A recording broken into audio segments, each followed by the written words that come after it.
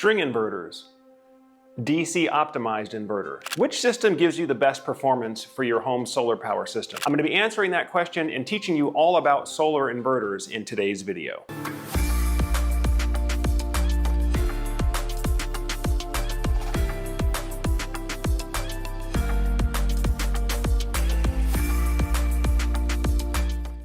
All right, so in today's video, we're talking about solar inverters and which is going to give you the best performance, string inverters or DC optimized inverters. Now, before we talk about these two options, I'd like to explain a little bit about what inverters are and why all solar power systems have them, or at least all solar power systems that are hooked up to the electric grid. You see, solar panels natively are DC direct current electrical devices, meaning that the electricity that comes directly off the solar cells and the solar panels is direct current, constant voltage. On the other hand, our homes and the electric grid is wired for alternating current, which means that the voltage actually fluctuates in a cycle. Here in the United States, it goes on a frequency of 60 cycles per second. The reason it's done that way is because alternating current is more efficient for transmission across a long distance. So if you think about electricity is coming from a power plant to a local substation and then across power lines to your home, you get less loss over long distances transmitting that power in alternating current format,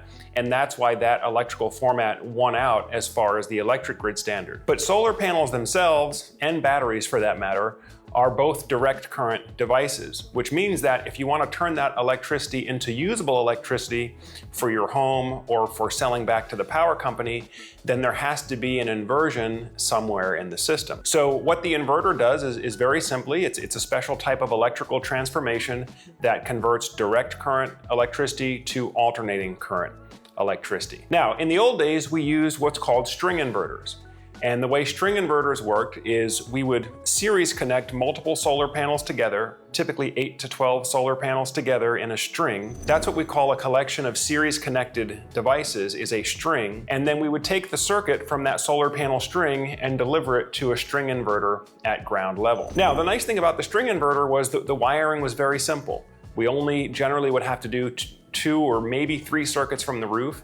And we could use smaller wire size because the voltage was high coming off those solar strings, typically 300 to 500 volts. And then that could be landed right there at the string inverter, which would then provide an AC output, which could be fed into the house or fed back to the electric meter. Now, the downside though of the string inverter is that the string is only as strong as its weakest link. And so if there ever was damage to one of the solar panels, or maybe there was shading or a shadow cast on one of the solar panels, if that happened, not only would that single panel's performance be degraded, but the performance of the entire string would be brought down. And so, since for homes that have partial shading conditions could experience conditions like that frequently, the advent of module level power electronics came about. Now, when we talk about module level power electronics, we're typically talking about either microinverters or DC optimizers. And the way that microinverters work, because they came out first in the late 90s. So the way that microinverters work is they would put a small inverter on each individual solar panel. So instead of having a central string inverter to do all of the conversion, you had a microinverter literally tucked underneath, wired underneath each solar panel that did the DC to AC power conversion. Now, the advantage of this is that each solar panel essentially now is operating independently.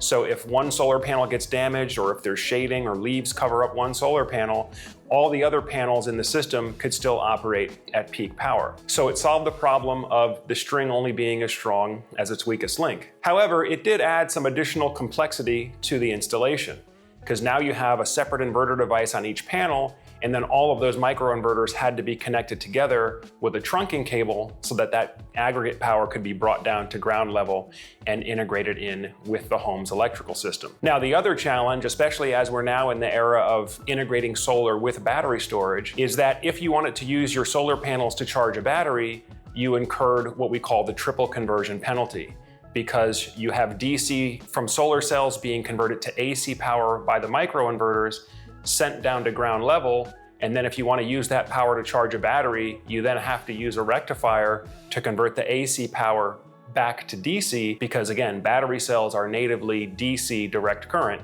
just like solar cells. Now, back in 2014, SolarEdge came on the scene with the DC optimized system. And the DC optimized system basically combined the performance benefits in terms of shade mitigation that the microinverters offered, but with the simplicity of wiring and the high efficiency battery charging that the DC coupled string inverters offered. So with the DC optimized system, you have a DC to DC optimizer installed on each solar panel, which essentially allows each panel to operate at its maximum power point.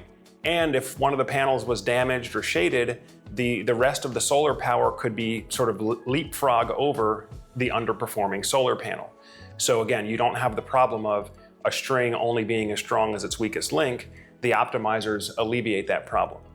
But by leaving the electricity in DC format, it allows for more efficient inverter operation, because now you can take DC power high voltage off the roof to bring down to the optimized inverter at ground level. And now, as we're talking about the integration of solar with home battery storage and with electric vehicle batteries, you can take advantage of the much more efficient DC to DC solar to battery charging, or solar to electric vehicle charging, or maybe even in the future, solar to electric water heating, all while that electricity is still in DC format. So you're not incurring the conversion losses. You see, every time you convert electricity, whether you're stepping the voltage up, stepping the voltage down, converting DC to AC or AC to DC, every time you do a conversion, you lose a little bit of the energy.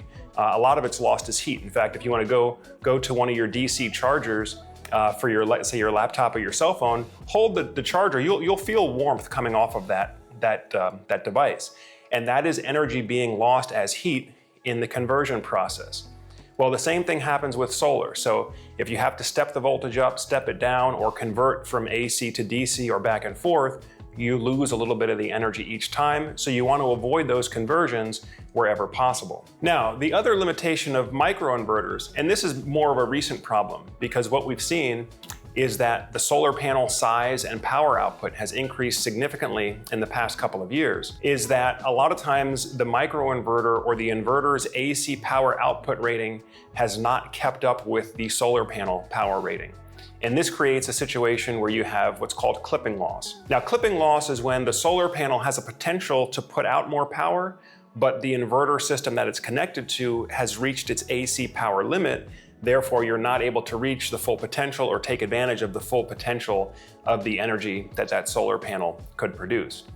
And so for that reason, the DC optimized system gives you better overall system performance. In fact, when I've run simulations side by side using microinverters and the DC optimized solution, you generally see about 10% overall energy yield, 10% increase in overall energy yield over the annual production cycle of the system. But I think this again is especially important now, because now when we look at solar power systems, it's not just solar, inversion, and then sell back to the grid. Now what we're looking at is really solar being part of an entire home hybrid energy system that includes solar panels, battery storage, electric vehicle charging, intelligent load control, and having all of that on a single platform. So again, if you want to take advantage of using your solar power in more creative ways, it is much more efficient to do that on a DC optimized system than with a string inverter or a microinverter based architecture. Now, I know the Achilles heel of the string inverter and the DC optimized inverter is that the inverter itself could be a central point of failure. And I have to admit, in the past, on some of the previous generation SolarEdge inverters, we did see a high failure rate. And so for that reason in the past, and I was one of the biggest critics of saying that although the DC optimized inverter system is more efficient, if the reliability isn't there, it still may not give you the confidence that you're looking for as a homeowner or as an installer. But SolarEdge has listened.